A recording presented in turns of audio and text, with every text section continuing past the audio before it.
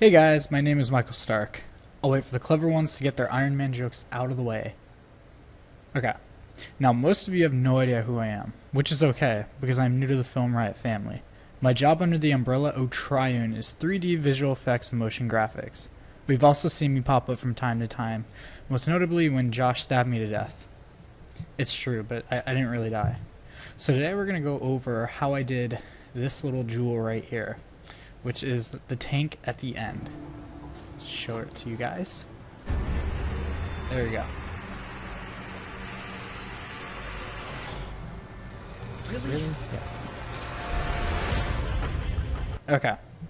Now let's get started, because there's a lot of steps into doing this. It's really simple. There's a ton of steps. It's simple, I promise. Now, I tracked it in a program called Motion Tracker, which was in 3D Studio Max, but the machine I'm working on has Buju right now, so I'll show how to do it on here. Now, it doesn't matter which camera tracker you use because it's all pretty much the same. You track it, you export it. That's where it counts. Now, here it is. I brought it in. Just to show you how to do it in Buju. Went to Setup, Import Sequence, got your file, select it, open, and you need to make sure that the frame rates match, because if it doesn't, you're going to open it up in your compositor after you do it in 3D and it's not going to match, and you're going to be incredibly frustrated. So make sure it matches, and in this case it's 24 frames per second. So okay, now super simple. Ready? In Buju, we're going to track the features, but what I like to do is go to advanced sensitivity, because there's a lot of noise and it's pretty chaotic, and that's it. Press start, and I'm going to pause it so you don't have to watch this process. You know, it doesn't take that long. Okay, and it tracked. So if you go back, make sure that the points are sticking. Now I just want to make one little note here, because I did not mask Josh out. Usually if things are moving a lot, like up here, a lot of movement, you could just go ahead, go over here,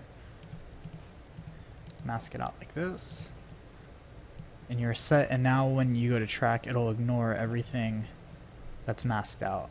But not, Josh isn't moving barely, so it's fine. You don't have to. You'll get by with it. Now with the scene though, it's really hard to find certain axes like XYZ, you know, 3D.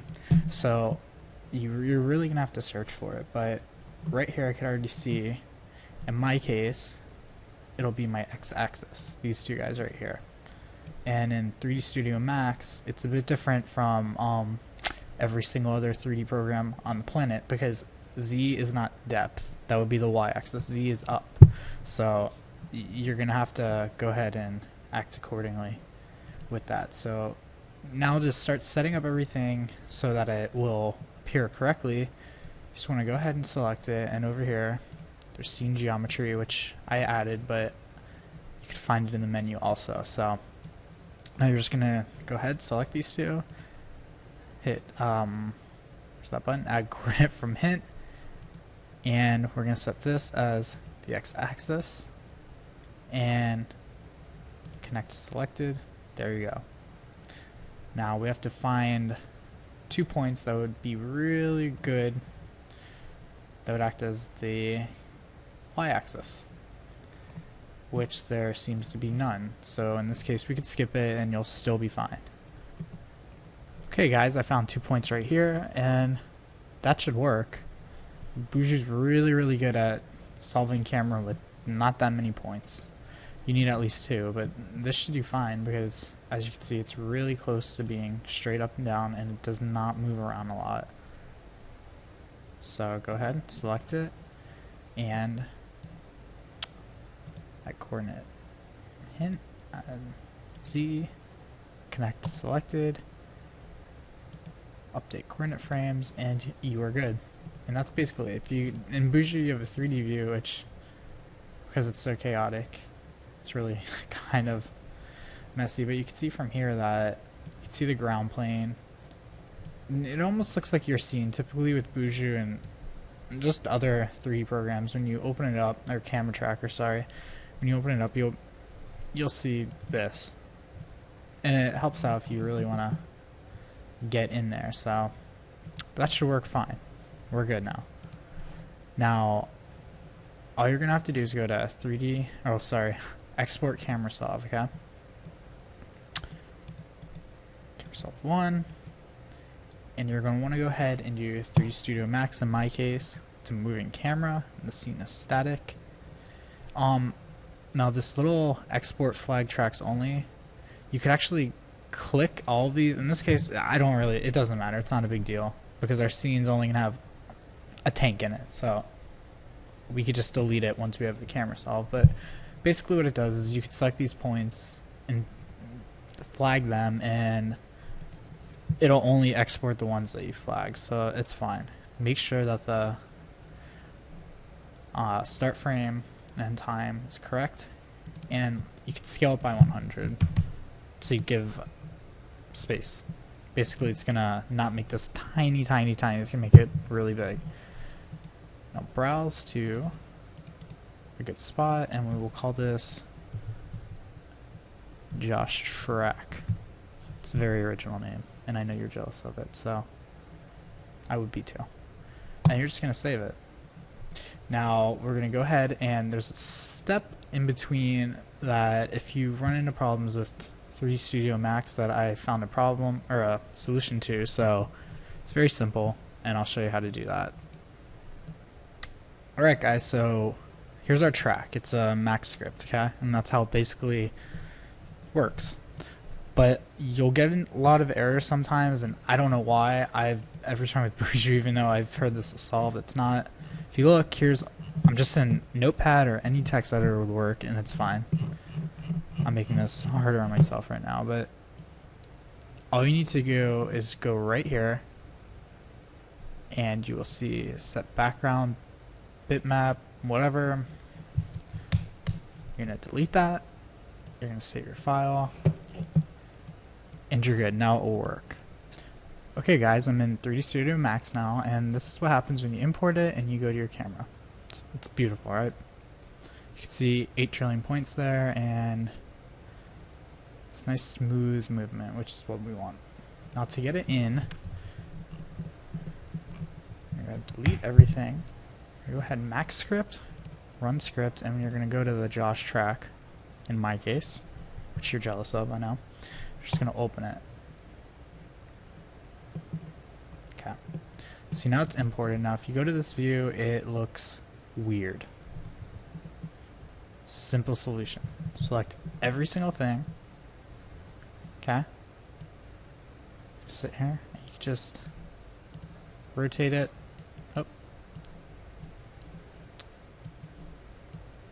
It's not super scientific.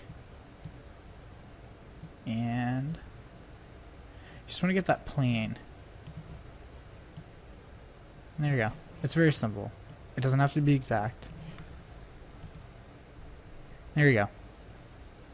And if you press C on your keyboard, it'll bring you to the camera view, and you're good.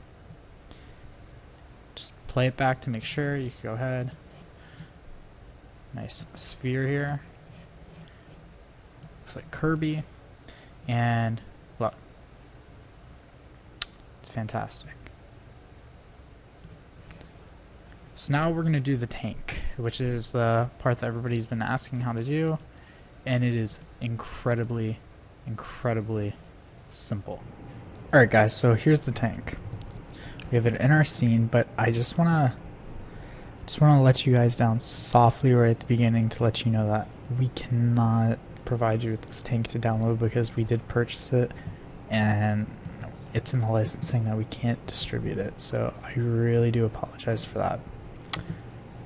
But I will try to make it up to you and be as thorough as possible with this. So let's get started. Okay, so the tank, or your perhaps teapot, maybe a teapot. There you go. And let's pretend it shoots killer death tea owl. Like, okay. Anyways, we have our tank in here. Now, first thing we're gonna do is actually, you're gonna go to, over to views.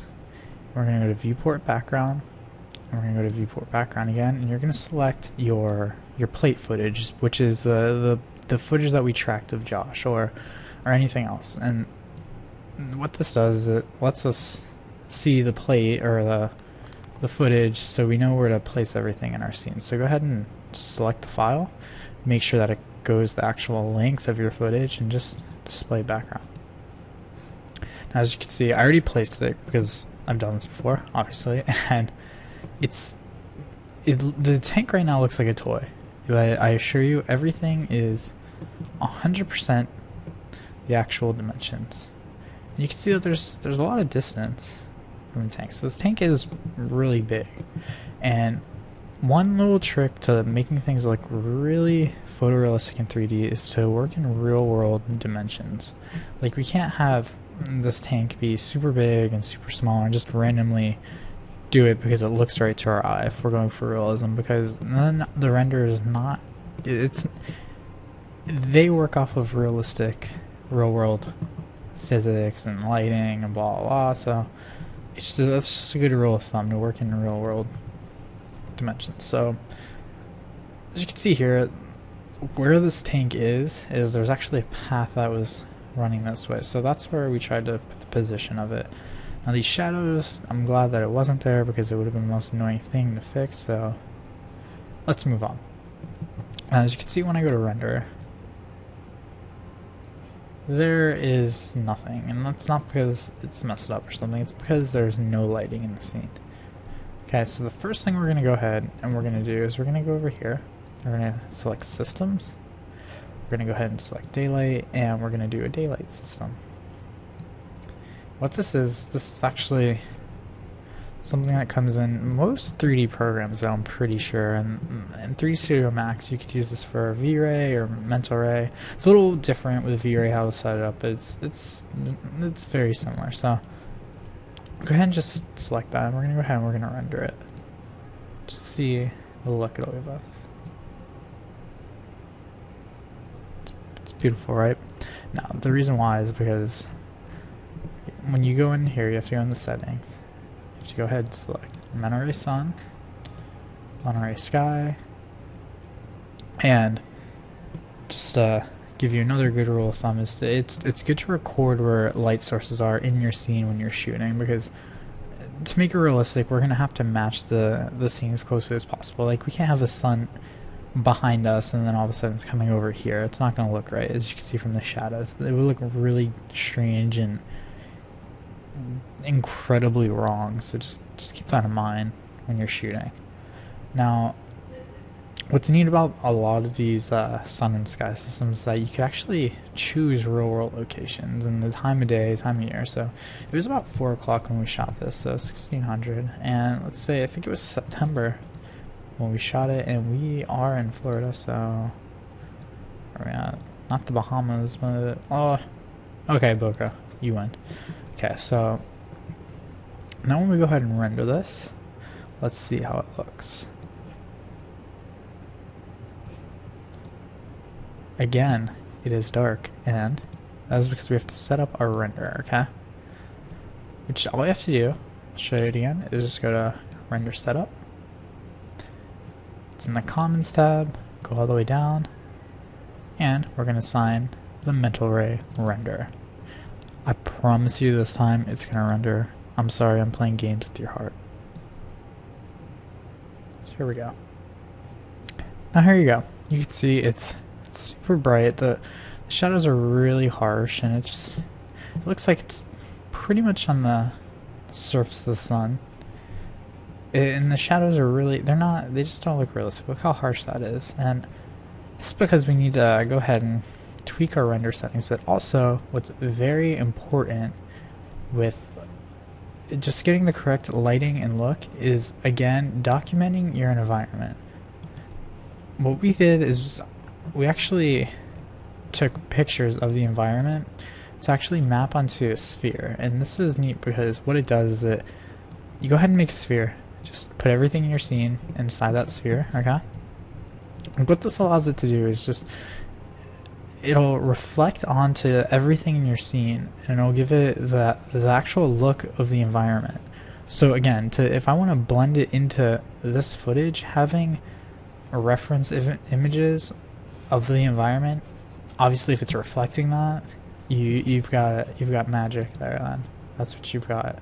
So just go ahead, just make a sphere, and have the environment. Even here's the thing, even like all you need. Look, it's just the footage mapped. It's basically the same exact overall look of the scene. Okay, if you have that, then the colors will be beautiful. And the cool thing about this is that the more reflective it is, the harder it is, or the more reflective your models are, the harder it is going to be to pull it off and without it looking fake. Because right here you can see the stitching of it, and it's fine because our tank is not a mirror, and it's still going to pick up that light. Now, what we're going to want to do is, let me show you something. Okay, now if you look, you can see that the scene is now darker. And this is because this sphere in our scene is actually blocking the light of the sun. So even though you can see that the sun's inside of it, that's just basically sort of like a marker. Like it's coming from this way infinitely. So it's not like it's like this where the light's being generated. It's sort of like a guide. Okay. Now it's super easy. As you can see though, if you go to our rendering, you can see now from as opposed to before, like you see right here it's yellow. Okay, you can see that it's green. It's really reflecting this environment, but it's too dark now. But you can see that we're getting closer to it. Okay, so just to fix this, what we're gonna want to do is go ahead, select the sphere, and it's easy. So hit Object Properties after you right click it. Click Visible to Camera, or unclick it, sorry. Unclick Receive Shadows and Cast Shadows. And what this is basically saying is that the camera will not see this. This can be invisible to the camera. This will not receive shadows now. Okay, so this cannot, the light will pass through it. And it won't cast shadows now, so it's not going to cast shadows onto our scene. Now, go over to the Mental Ray tab and pass through. So it's going to be invisible to Final Gather, meaning this thing's whole purpose in life is to reflect whatever is mapped onto it. And that's all. Okay. Now we'll go ahead and render it again.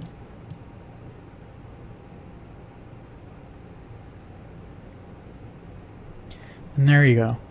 It's very, very, very subtle. Okay, the reflection, and we still need to fix stuff in our render setting so it's not so harsh still.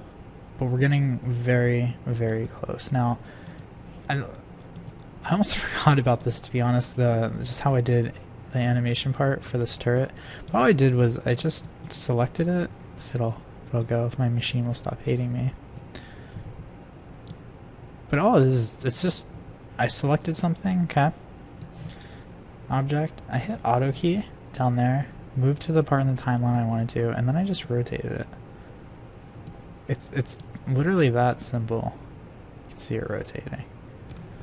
That's all. And that's how I did the thing. I just matched it up to where it looked correct with Josh, and there you go. Now this next part's gonna be the final part, and you're done after this. And I'm not lying, it's really that simple. But it's gonna be really confusing for a lot of you guys because this is something that it just comes with working on 3D. And it's rendering, and it gets really mathematical and really just confusing, but if you really look into it, a lot of it makes sense. So I'll go over it as best I can to help you guys out. So if you look here, you'll see that our width is 1280 by 720, and we actually shot this whole thing at 1920 by 1080.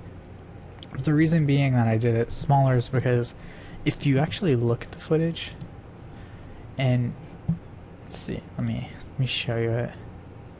You can see that it's not super sharp, okay? This is not the sharpest. And that's fine because what that does allows us to render out a smaller size, and then we could just, in our compositor, just scale it up.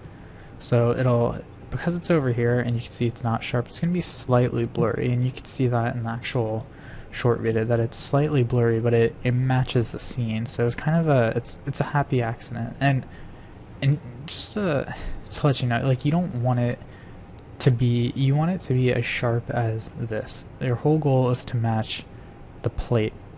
We're trying to match the 3D to what's real, and that's the most important thing. Now, we're going to go over the render settings. So this is going to be painless, I swear. So just select your correct render stuff there, and I want to go ahead and select the output and make sure you, make sure that you have alpha. You need an alpha channel. So whichever file format you want, you think you're cool, and a BAMF, just choose that alpha, because if you don't choose alpha, this is how your image is going to come out, like right here. You're going to have a floating tank in space, which, don't steal my movie idea now, because that sounds very promising. But anyways, yeah, you want that alpha. Okay, and then you just save it, and make sure that you select active time segment, because I have made that mistake where I've changed it because I'm just trying to render one scene or one frame, and I just did single, and I've gone to sleep, and I've woken up the next morning like, there's this awesome holiday. I ran downstairs to check my render, and what do I see? I see one frame, and I'm like, what happened to the rest? And then I realize it's like biting my own tongue, and then I hate myself, and it could be really hard on you. So our next step is going to be go to indirect illumination. Okay. Now, you want to enable final gather, because this is the prettiness. This will help clean up just the. Oh, it's actually here to clean up global illumination, but what global illumination is just that. It would be light coming from all directions, but we don't need that because we have a sun. So our sun is replacing our global illumination, so there's no need for it. It would be redundant. Now, over here in multiplier, I like to use 0.75 because the sunlight is not 100%. Like in real life, even if there's a sky, there's still an atmosphere. The light from the sun is not once it leaves the sun, it has changed, and it has, I'm assuming, weakened, or it has changed in some way. It's not 100% from the sun to the earth. It has to pass through something. So I like to lower that to 0.75. Now, I also want to do this, and a lot of stuff I've read, people like to use 150, and they'll claim 200 is big, but this is about as low as I'll go, to be honest with this. And this is just to make it easy, just do 250 and look up what final gather is, because I don't really want to get into it now, but you could ask me questions and I'll answer it. But you need to make sure, though, or realize that this final gather point information is dependent on your camera view. So anytime this camera moves, it's shooting out these final gather points from the view of the camera, okay? Now, with that being said, the interpolate over number of final gather points, because our scene is moving relatively slow, I'm going to do it at 15. Now, I could do it at 100, but there's no point. And basically what this does is, say we're on frame 67, what it's going to do is it's going to combine all of the rays 15 frames before our current frame and after. So that's why if your scene's moving really fast, like here's frame 67, okay, and then we go ahead and we do this, okay, and our next frame is totally different, then you're gonna have to do it every frame. And the reason being is that it's interpolating stuff so you don't get flickering, which, if you don't know what flickering is, it's your worst nightmare when working 3D. It's the most annoying thing ever, because you're like, okay, this render is done, I'm done, I could just do the final steps and just put the nice prettiness on it, and then you just see flickering, and I'm telling you, it is super annoying. I can't stress that enough. So it kind of just, if you just remember that, what I said there, and you should be fine. Now I'm gonna go ahead and set my diffuse bounces to 3, and what this does is it's basically taking this light, hitting an object, and it's gonna bounce that many times right there. And I find 3 is good. It's just a nice little number, because you don't want these harsh shadows. If you just did 1, it would be just okay, just like that, and it'll just kind of fill out and let the light really get into the scene. Now honestly, for this, that's about it on this side. Now, this is the most important stuff, and this is the anti-aliasing, okay? Now, I like to send it for final render. Like right here, you could do this and one. These are good for kind of ish, slightly above low settings for test rendering. But I like to do 1:16 for final, okay? And then for filter, I like to use Gauss, and that's because it's animation and it gives it sort of a softer look. If you render something out in Gauss, you look around the edges, and the image would look a little bit soft, which is okay because so is our plate. Now, if you're gonna do just one frame, Mitchell would be really good because that is very sharp, and I typically use that. Now, for animation, again, this is sort of like, I don't want to get into this podcast, but it's safe to assume that for an animation, leave this off. For a still, leave it on. So we're going to leave it off. And bucket order to 24. And I've actually found doing this, putting it to about half of 48, which is 24, because I'm a mathematical genius, speeds it up a little bit. Now move down here. This isn't really that important in the scene though, because we don't have that much, but I'm just going to do it anyways. If you have a ton of polygons in your scene, like a million, keep it at BSP2. And in this case, we don't, so BSP is fine. Now, I'll go ahead and just do a final render. Okay, and this is it. This is our final image right here. This is exactly what I saw when I was done. Now, I know you guys probably do notice that the plants are not in here, and that's because I did not want to go over how to use another program because it's sort of it's the same process. Okay, it's just adding stuff into the scene the same exact way, doing the lighting the same exact way, and that's basically it. I mean, I just want to show you guys how to get just track, bring in your program, and render, and that's basically it. I mean, you're living it, baby. Here it is. You got a tank or a teapot spitting killer tea, and that's it. And you can even see from our render that just everything just looks like it's real. But yeah, look at the shadow. It's not perfectly black. You can see it's kind of changes, and it looks a lot nicer. And you have to keep in mind also, it is in the sunlight. It's in straight up 4 in the afternoon sunlight. So I'm gonna go ahead and I'm gonna pick this up in After Effects and show you how I composited the plate and the tank and everything else. So now I'm in After Effects, and as you can see, I have the plate footage right on my timeline. Just scrub through it. And there you go. Okay, so how I set this up is I'm basically just going to go through how I did what I did and show you my settings, and there's a couple of things that are a little different from yours, but the stuff that it's basically the same. I put the tank in and the tank out.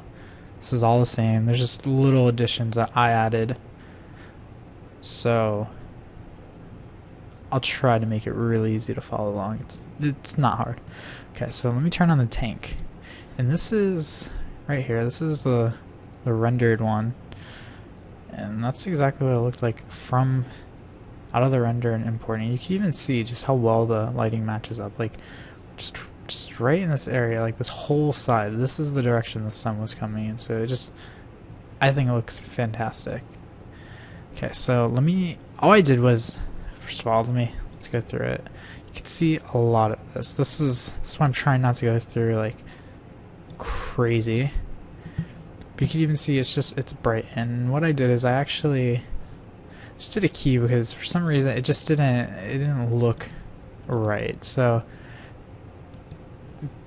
and there's all this stuff here, and just to make it as painless as possible, if you notice, it's just a bunch of color correction. I'm actually turn off this type of color correction here because this is kind of important, but the rest it's just curves, just hue and saturation, and the most important thing you need to remember when doing this part is that the final short that you watched was color corrected after the fact. So don't try to, I mean, obviously this is not what it looked like in the show.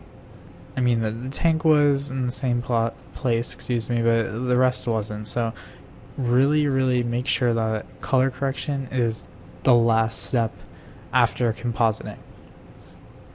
Now, I want to show you, this is colors too, but this was very important because this is what really just made it so easy to match everything. Because basically what I did is I just tried to match each little thing here, like the shadow. If you look at the shadow, they're not super like black. It has this greenish hue to it, and you can see I did that over there. I pushed it just a little bit, and the overall color where the tank is at, it's very yellow from that sun. So that's why I pushed my midtones and my highlights there, and that's basically, I mean, how I got that look to it. Now, this is how it was gonna stay, but it obviously made sense to have the tank be green because we were in a forest environment. So let me go over in my pre-comp of the tank, and so what I did is, and we also noticed it looked too clean. We also noticed. So what I did is I actually just, within 3D Studio Max, I just took the tank, covered the entire thing in sort of this like dirt texture type thing, and let me just try to go to normal to show you and turn the opacity up. It was basically just that. It was just one texture. Then all I did was change the opacity so it wasn't as strong, and then change the blending mode. And I think my blending mode, yeah, it was multiply. And it kind of just, it turned it green with a lot of ease, and it kind of made the reflections just a little bit less reflective. It kind of just made the whole tank look more dirty, more matte, and this is what it looks like after. So you can see that it's doing a good job there. It's matching it, but even within all of that, I still had to do some color correction because it was too gold then. It just looked too gold. Then I had a key. Just did that to kind of add a little bit back into the edge there, and we'll go back here, show you what it looks like. What's funny is that when you even just look at it here, it looks so out of place, and the reason being is because there's no grass. And this is the part where I do feel bad, but the grass, let's show the plants. What I actually did, oh sorry, wrong one there, is, let me change the blending mode so you guys can actually see it. When I used view, this is what it looked like. This was the plants. But the cool thing about view is that if you kind of look, you kind of see how it moves around a little bit, how it has this wind. And the cool thing about compositing is how you can get away with a lot of stuff. So right here, what I did, I'm like, alright, instead of trying to get these plants to match these plants, simplest thing is, well, I noticed that, look how noisy this is, okay? Stuff's super duper noisy here. So I'm like, okay, what if I just took the plants, just use it as a mask? If you go back, I bet a lot of you guys didn't even notice this. It's just, that's literally what it is. It's just masking, and all you're seeing is the background. See? It's just the plants behind it, but it really works well because there's so much noise to it. You could even see how it's already blending in with the background just by doing that. Now, the last step to that was, okay, well, what was going to make this look even more real? What's missing? If the light's coming from this way, we'll go back here. It's coming from over here. As you can see here is the shadow. There's no shadows on this tank from this plants, and all I did again is literally just I moved, took these plants. I think I just changed it to multiply and blurred them out because they're black, and then I just changed the position, just moved it over a little bit, and just by doing that, because it's a shadow, just by doing that, it's still the exact same plant, so it's going to move with the plants. And then that's it. That's this is literally, that's how I did it. It's nothing complicated at all, and then I rendered it out. And then let's play it here. And there you go. That's the tank. Super, super simple. Look at that. And that's what's neat about this, is that you're just seeing the background. And I feel special for the fact that none of you guys probably noticed that, because I don't know. Let's see. Then the color correction, this is what I handed off to Ryan, so he did that. So you're gonna have to ask him about that. But that's basically it. So I hope I wasn't too confusing for everybody, and I hope you guys really enjoy this. If you have any questions, you can find my Twitter at it's mstarktv, and I'll try to answer as many questions as I can. So thank you. I hope you guys enjoy this.